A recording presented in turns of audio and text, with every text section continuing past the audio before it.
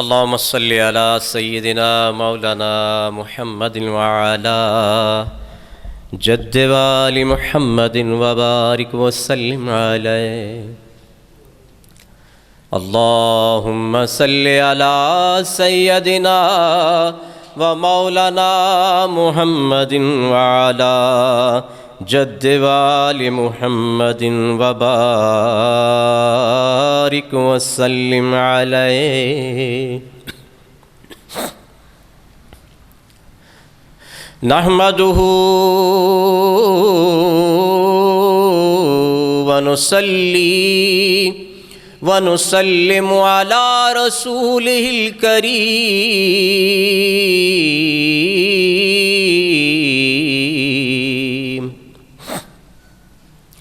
أما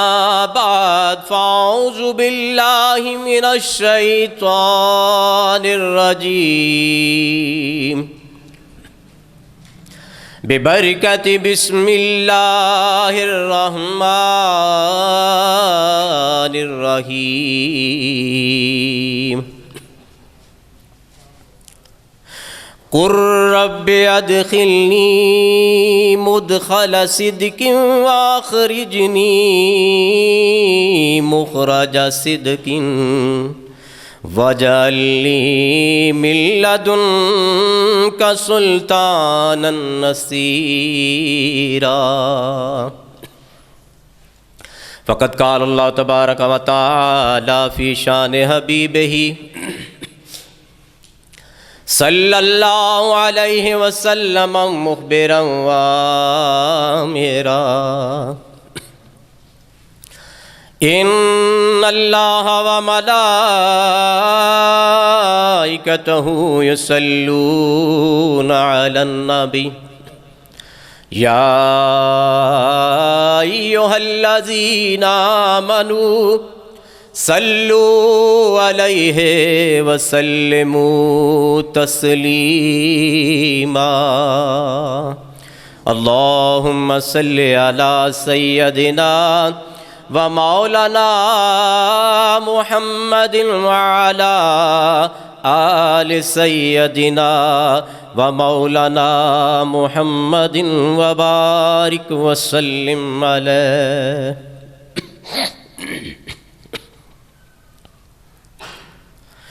بغیر حب علی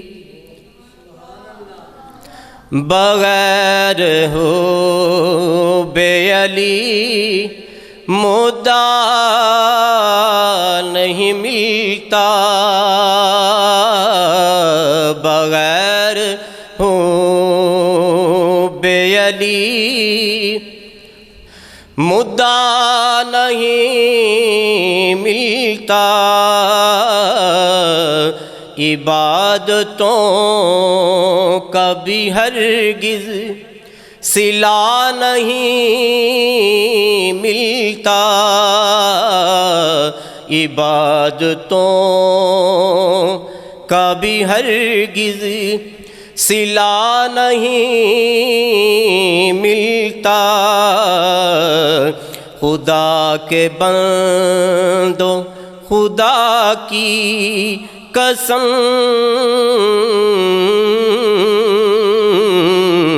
خدا کے بندو سنو غور سے خدا کی قسم. خدا کے بندو سنو غور سے خدا کی قسم. جسے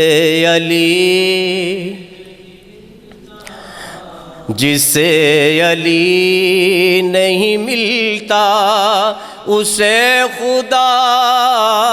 نہیں ملتا. جسے علی نہیں ملتا اسے خدا نہیں ملتا. خدا کے بندو سنو غور سے خدا کی قسم جسے علی نہیں ملتا، جسے علی نہیں ملتا اسے خدا نہیں ملتا۔ بعد از حمد و صلات و نذرانہ عقیدت در بارگاہ حیدر کرار مولود کعبہ اسد اللہ الغالب علی کل غالب، امام المشارق والمغارب حلال المشکلات والنوائب، علی ابن ابی طالب علیہ الصلاۃ والسلام۔ یہ ماہ مکرم رجب المرجب پچھلے جمعۃ المبارک پر پچھلے سے پچھلے عرض کیا تھا، رجب شریف پچھلا جو مہینہ جمادی الثانی کا گزرا اس میں سیدہ فاطمہ الزہرا صلوات اللہ وسلام علیہا کا یوم ولادت 20 جمادی الثانی، اور 22 جمادی الثانی حضرت ابوبکر صدیق رضی اللہ تعالیٰ عنہ کا عرس پاک۔ یہ ماہ مکرم رجب شریف کا خصوصیت کے ساتھ اس میں 13 رجب جو بدھ کا دن آ رہا ہے، 13 رجب مولا کائنات حیدر کرار علیہ الصلوۃ والسلام کا یوم ولادت ہے۔ ایک شخص مکہ المکرمہ سے تجارت کی غرض سے یمن کی جانب گیا، تو ان لوگوں کا یہ ایک طریقہ تھا کہ جب بھی کبھی یہ لوگ جو شناسائے حق تھے، جو حق کے متلاشی لوگ تھے، ان کا طریقہ کار ہوتا تھا کہ جہاں کہیں بھی ان علاقوں میں جاتے تو پتہ چلتا کہ فلاں اس علاقے میں وہ اللہ کا نیک بندہ رہتا ہے تو اس سے ضرور ملاقات کرتے۔ چنانچہ یہ بندہ جب وہاں پر پہنچا، اپنے کام کاج سے فارغ ہوا، تو وہاں کے یمن کے ایک درویش کے پاس، اللہ کے ولی کے پاس، یعنی جو کہ دین ابراہیمی کا پیرو تھا، اس کے پاس یہ شخص گیا ملنے کے لیے، سلام دعا ہوئی، تو اس شخص نے پوچھا کہ تو کہاں کا رہنے والا ہے؟ اس شخص نے کہا کہ میں تہامہ یعنی مکہ کا رہنے والا ہوں۔ اس نے پوچھا کہ تو کس قبیلے سے کس قبیلے سے تعلق رکھتا ہے؟ اس نے کہا میں قریش سے تعلق رکھتا ہوں۔ اس نے کہا قریش کے کس خاندان سے تیرا تعلق ہے، کس گھر سے تیرا تعلق ہے؟ اس شخص نے کہا میں بنو ہاشم سے ہوں، ہاشم کی اولاد میں سے ہوں رضی اللہ تعالیٰ عنہ۔ اس درویش نے، اس راہب نے ہاتھ اٹھائے اور اللہ کریم کی بارگاہ میں عرض کیا، الہی تیرا بڑا بڑا شکر ہے کہ میری دعا تو نے قبول فرمائی۔ یہ عرض کر کے اللہ کریم کی بارگاہ میں شکرانے کے الفاظ، تو ہاتھ منہ پہ پھیرے چہرے پہ، تو یہ جانے والا بندہ جو ہے اس نے کہا کہ مجھے تیری یہ جو شکرانے کے الفاظ ہیں اس موقع پر کس وجہ سے تو نے ادا کیے، کیوں اللہ پاک کا شکر ادا کر رہا ہے؟ گو کہ شکر تو ہر وقت اس کا ہے، لیکن بالخصوص میرے آنے پر تو نے یہ شکرانے کے الفاظ جو ہے اللہ کریم کی بارگاہ میں پیش کیے، اس کی خاص وجہ۔ تو اس راہب نے کہا کہ میں نے خالق کے کائنات جل وعلا کی بارگاہ میں یہ گڑ گڑا کر دعا مانگی تھی، الہی مجھے اس وقت تک موت نہ آئے، مجھے اس وقت تک موت نہ آئے جب تک میں نبی آخر الزمان صلی اللہ علیہ وآلہ وسلم کے خاندان کے کسی فرد کی زیارت نہ کر سکوں، اتنی دیر تک مجھے موت نہ آئے جتنی دیر تک میں نبی آخر الزمان صلی اللہ علیہ وآلہ وسلم کے خاندان کے کسی فرد کی زیارت نہ کر لوں۔ چنانچہ خالق کائنات نے میری دعا قبول فرما لی۔ اور یہ جو شخصیت ملی یہ کون تھے، اور یہ جو میں نے روایت بیان کی اس کا راوی کون ہے؟ اس کا راوی وہ شخص ہے جس کا برادر نسبتی نقشبندیوں کا امام، عاشقوں کا امام مولانا عبد الرحمن جامی رحمۃ اللہ علیہ کے سگے بہنوئی ہیں، جنہوں نے یہ روایت روضۃ الشہداء میں نقل کی ہے، اور ان کا نام ہے ملا حسین کاشفی رحمۃ اللہ علیہ۔ انہوں نے یہ روایت واقعہ درج کیا ہے۔ تو یہ جو ہستی تھی جانے والی، یہ کون تھی؟ یہ حضرت ابو طالب علیہ الصلوۃ والسلام کی ذات والا صفات تھی۔ وہ کفیل مصطفیٰ صلی اللہ علیہ وآلہ وسلم، وہ غم گسار مصطفیٰ، وہ رازدان مصطفیٰ، وہ پہلا شاعر مصطفیٰ صلی اللہ علیہ وآلہ وسلم حضرت ابو طالب علیہ الصلوۃ والسلام کی ذات والا صفات تھی۔ وہ تھے ملاقات کرنے والے اس یمن کے زاہد سے۔ تو آپ نے جب یہ اس کے الفاظ سنے، دعائیہ کلمات سنے، اس نے جواب دیا، سوال کرنے پر جواب دیا کہ یہ میری خواہش تھی، میں یہ چاہتا تھا کہ ملاقات کروں، مصطفیٰ کریم آخری نبی صلی اللہ علیہ وآلہ وسلم کے خاندان کے کسی فرد سے ملاقات کروں مرنے سے پہلے۔ آپ فرماتے ہیں، حضرت ابو طالب علیہ الصلوۃ والسلام فرماتے ہیں کہ یہ میں تمہاری بات پر کیسے یقین کر لوں، کس طرح یقین کر لوں؟ یہ جو باتیں تو نے کہی ہیں کہ نبی آخر الزمان صلی اللہ علیہ وآلہ وسلم کا خاندان، اور یہ جتنی بھی جو باتیں تو نے کی ہیں، میں تیری باتوں پہ کیسے یقین کر لوں؟ تو اس زاہد نے کہا کہ تو کوئی ایسی بات کر، میرے سے کوئی ایسا سوال کر تو میں تو اس کا جواب دیتا ہوں تاکہ تیری یقین قلبی ہو جائے۔ چنانچہ حضرت ابو طالب علیہ الصلوۃ والسلام نے فرمایا تیری بات پہ میں اس وقت یقین کروں گا۔ قریب ہی ایک شہر میں انار کا خشک درخت تھا، کوئی موسم نہ تھا پھل کا، خشک درخت تھا۔ حضرت ابو طالب علیہ الصلوۃ والسلام نے کہا کہ میں آپ کی بات پر تب یقین کروں گا اگر آپ اللہ کریم سے دعا کریں تو یہ سوکھا ہوا درخت ہرا بھرا ہو جائے۔ چنانچہ اس زاہد نے، وہ اللہ کے ولی نے دست دعا بلند کی، اللہ کریم کی بارگاہ میں دعا کی، الہی اپنے محبوب کا صدقہ اس درخت کو پھلدار کر دے۔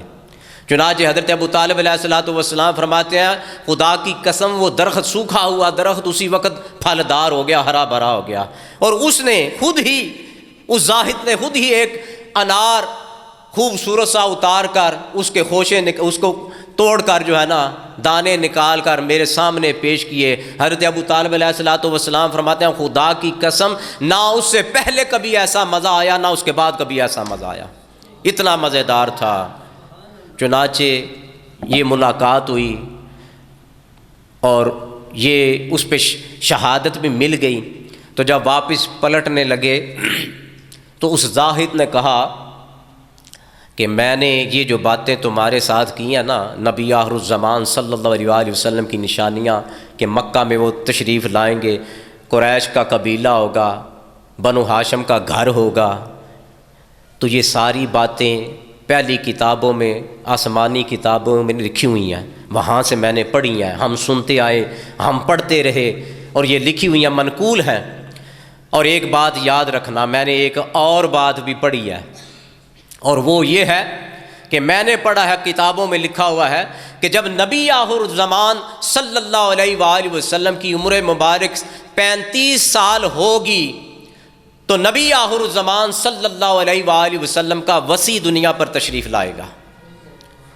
اس کی ولادت باسعادت ہوگی۔ جب نبی آخر الزمان صلی اللہ علیہ وآلہ وسلم کی عمر مبارک 35 سال ہوگی تو آپ کے وصی کی ولادت باسعادت ہوگی۔ تو اے ابو طالب جب آپ واپس جائیں تو محمد عربی صلی اللہ علیہ وآلہ وسلم کی بارگاہ میں میرا سلام عرض کرنا، اور جب وہ وصی پیدا ہو تو اس کو بھی میرا سلام دینا۔ وہ مولا کائنات حیدر کرار کرم اللہ وجہہ الکریم 13 رجب اور مصطفیٰ کریم صلی اللہ علیہ وآلہ وسلم کی عمر مبارک کم و بیش 35 سال۔ تو آپ کی والدہ ماجدہ حضرت فاطمہ بنت اسد صلوات اللہ وسلام علیہما آپ طواف کعبہ میں مشغول ہیں۔ یہاں پر بعض بدبخت قسم کے لوگ جن کے دلوں میں یزیدیت کا شعلہ بھڑک رہا ہے، جب بھی اہل بیت اطہار کی بات آتی ہے تو پریشان ہو جاتے ہیں، لیکن حقیقت یہ ہے، یہ بات یاد رکھیں، ایمان اور یقین اہل سنت کا عقیدہ یہی ہے۔ محبت اہل بیت بھی ایمان کا حصہ ہے، محبت صحابہ اکرام بھی ایمان کا حصہ ہے، خلفائے راشدین المہدیین محبت بھی جو ہے وہ ایمان کا حصہ ہے۔ لیکن جب آپ صحابہ کا ذکر کر رہے ہوں تو صفائیاں پیش کرنے کی ضرورت نہیں ہوتی کسی چیز کی بھی، تو پھر کیوں جب اہل بیت کا ذکر یا مولا کائنات علیہ الصلوۃ والسلام کی بات آئے تو لوگ دلیلیں مانگتے ہیں، شہادتیں مانگتے ہیں، ہر چیز موجود ہے۔ حضرت امام احمد بن حنبل رحمۃ اللہ علیہ آپ فرماتے ہیں، خدا کی قسم جتنی فضائل کی احادیث مقدسہ مولا مرتضیٰ علیہ الصلوۃ والسلام کی شان میں زبان وما ینطق عن الہویٰ سے جو ہے صادر ہوئی ہیں، کسی اور کے اس بارے میں نازل نہیں ہوئی۔ مصطفیٰ کریم صلی اللہ علیہ وسلم کی زبان اکثر سے جو ہے نا وہ ارشاد نہیں ہوا جتنی مولا کائنات علیہ الصلوۃ والسلام کے بارے میں ہے۔ اور فرماتے ہیں کم از کم 1000 حدیث تو مجھے یاد ہے، کم از کم، یہ میں کم از کم کا لفظ بول رہا ہوں، ایک روایت میں آپ نے اس سے زیادہ 5000 تک آپ نے بیان فرمائی ہے، لیکن کم از کم آپ نے فرمایا 1000 حدیث تو مجھے یاد ہے جو علی کی شان میں مصطفیٰ کریم صلی اللہ علیہ وآلہ وسلم نے آپ کی شانیں بیان فرمائی ہیں۔ اور آپ کے بیٹے حضرت عبداللہ بن احمد بن حنبل رضی اللہ تعالیٰ عنہ اور امام احمد بن حنبل رحمۃ اللہ علیہ فقہ کے چوتھے امام ہوئے ہیں، 4 فقہ کے امام ہیں۔ امام ابو حنیفہ رحمۃ اللہ علیہ جن کے ہم مقلد ہیں، حنفی کہلاتے ہیں، ایک ہیں امام احمد بن حنبل رحمۃ اللہ علیہ جن کے فالوور جو ہیں وہ حنبلی کہلاتے ہیں۔ عرب کے علاقے میں، عرب کئی ممالک میں بہت زیادہ وہ حنبلی حضرات موجود ہیں۔ اور سب سے بڑھ کر یہ بات یاد رکھیں، حضرت شیخ عبد القادر جیلانی رضی اللہ تعالیٰ عنہ بھی حنبلی تھے، فقہ حنبلی کے ماننے والے پیروکار تھے، مقلد تھے۔ اور پھر تیسرے امام مالک رحمۃ اللہ علیہ، امام مالک پہلے ہوئے ہیں امام ابو حنیفہ، ان تینوں سے پہلے ہوئے ہیں امام مالک رحمۃ اللہ علیہ، ان کے فالوور بھی عرب میں موجود ہیں، مالکی کہلاتے ہیں۔ اور چوتھے جو ہیں شافی ہیں، امام شافی رضی اللہ تعالیٰ عنہ، ان کے فالوور جو ہیں، ان کے مقلد جو ہیں وہ شافی کہلاتے ہیں، شوافع کہلاتے ہیں۔ تو بات کر رہا تھا کہ یہ بڑی بڑی ہستیاں ہیں۔ امام احمد بن حنبل جو ہے، آپ سے آپ کے بیٹے نے ایک روایت بیان کی،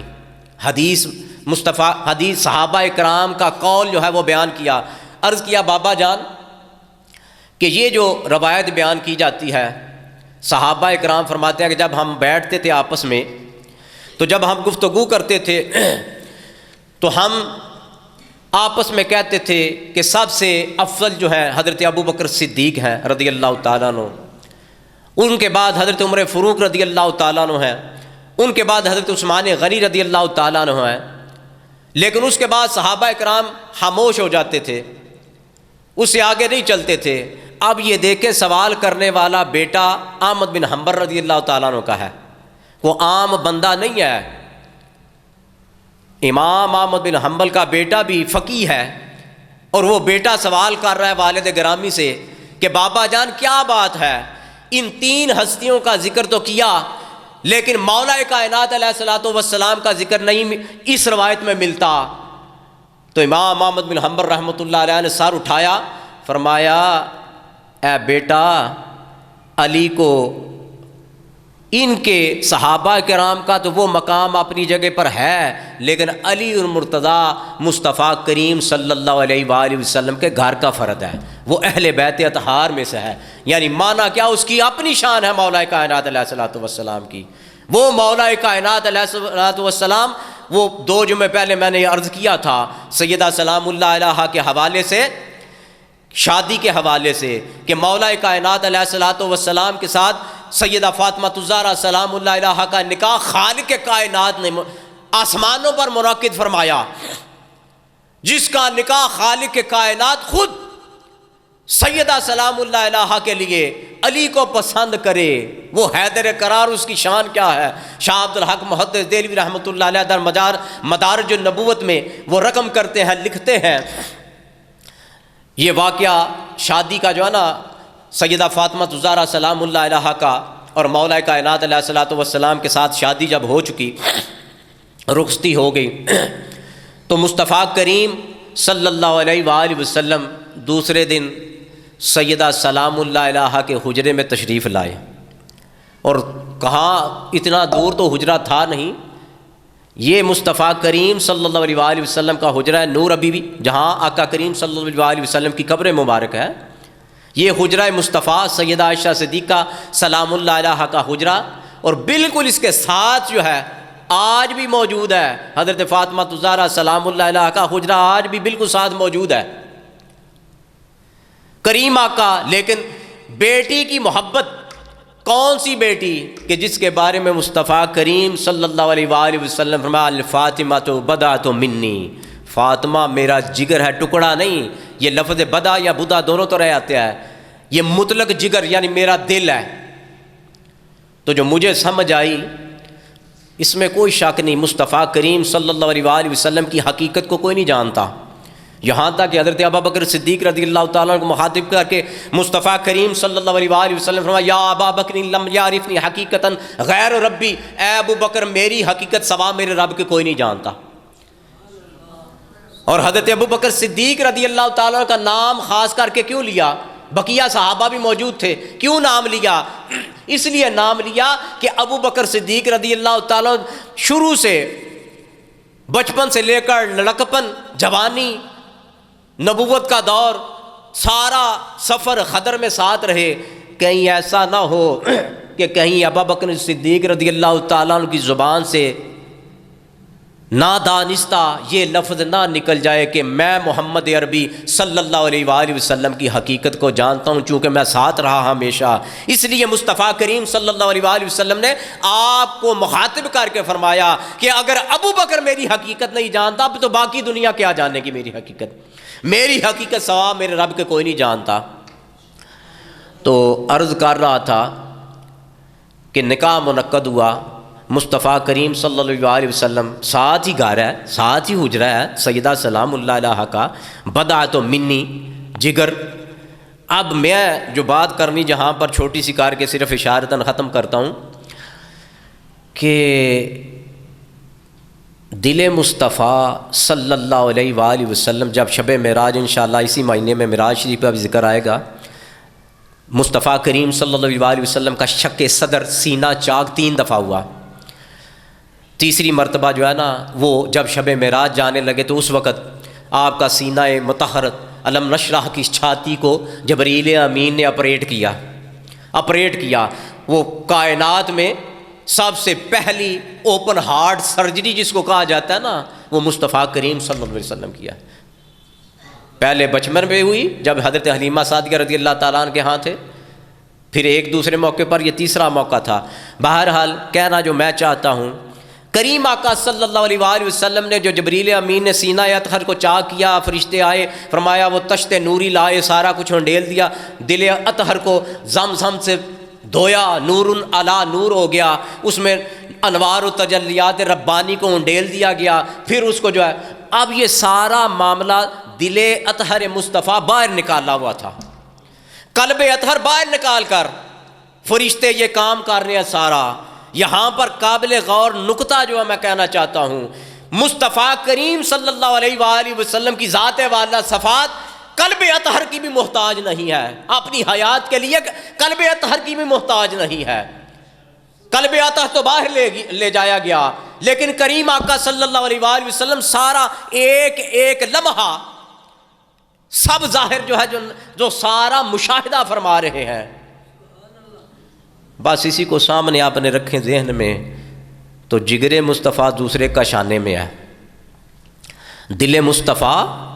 بدا تو منی سیدہ زہرا سلام اللہ علیہا، تو میرے کریم آقا صلی اللہ علیہ وآلہ وسلم کو چین نہیں آتا تھا جب تک کہ سیدہ زہرا سلام اللہ علیہا کو دیکھ نہ لیتے۔ چنانچہ کاشانہ زارہ پر تشریف لے گئے، سیدہ سلام اللہ علیہا کھڑی ہو گئیں، سلام عرض کیا، بابا جان کے دستے اطہر کو ید اللہ کے گورے گورے ہاتھوں کو بوسہ دیا اور آنکھوں میں نمی آ گئی، آنکھوں میں نمی آ گئی۔ فرمایا بیٹی کیا بات ہے، تیری آنکھوں میں نمی دیکھ رہی ہوں۔ عرض کی تھی سونیا بابا جان مجھے ویسے تو کوئی کسی قسم کی شکوہ شکایت نہیں ہے، کوئی ایسی بات نہیں ہے، لیکن بابا جان یہ آپ کا بھائی بڑا غریب ہے جن کے ساتھ آپ نے میری شادی کو روائی ہے، یہ تو بڑے ہی غریب ہیں۔ علی المرتضیٰ علیہ الصلوۃ والسلام، مصطفیٰ کریم، وہ جو پیچھے شاہ عبد الحق رحمۃ اللہ علیہ نے جو الفاظ حدیث کے کوٹ کیے